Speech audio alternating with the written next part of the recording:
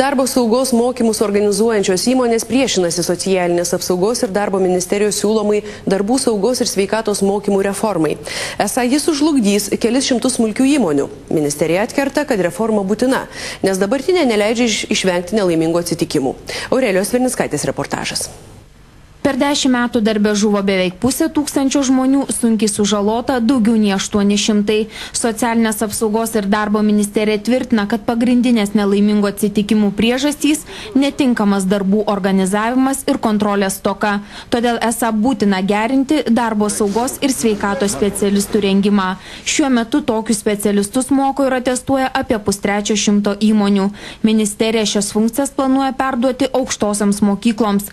Verslininkai baiminasi po tokios reformos neteksę duonos. Turime klases paruoštas ir turime visą įrangą, paruoštus specialistus tam tikslui, turime visas galimybės vykdyti mokymus ir prarasti tokį įdirbį įmoniai būtų, manau, kad ne visiškai tikslinga. 90% galim sakyti ir darbuotojų atleidimui tai įtakotų. Ir manau, kad tai tikrai nauda niekam nebūtų. Išskyrus 2 aukštosiom mokyklom. Verslininkai skaičiuoja, kad perdavus specialistų mokymus aukštosiom mokyklom, mokymai pabrangs kone 10 kartų, nes 6 kartus iki 240 valandų pailgėtų mokymų trukmė.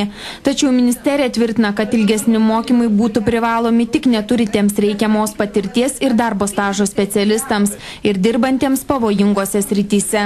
Esą teisę vykdyti mokymus turėtų ne 2 universitetai, o 21 aukštoji mokykla.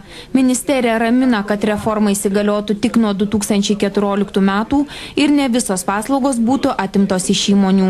Toliau lieka taip vadinamų įmonės vadovų, tai yra darbdavių įmonės vadovų mokymas, jos turi tam licenzijas ir toliau mokys.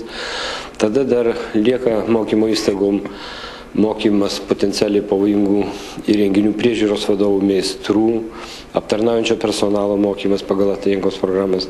Tai, kad mokymo įstaigos turės kuo užsiimti. Ministerija tvirtina tęsianti diskusijas dėl darbuotojų saugos mokymo reformos su profsąjungomis ir darbdaviais. Aurelija Vernickaitė, Paulius Garkauskas, Rafaelis Achmedovas, LNK žinios.